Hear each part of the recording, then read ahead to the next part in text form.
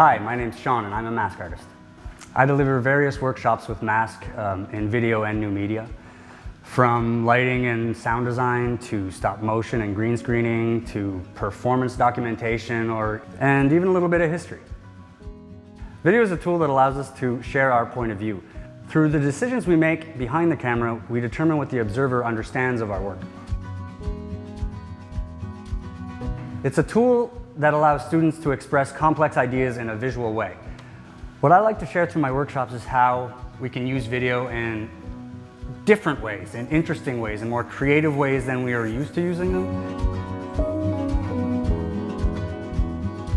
One of the things I really like about this work is seeing the sense of exploration in students and watching them evolve in their way of thinking about video or any kind of new technology and new media.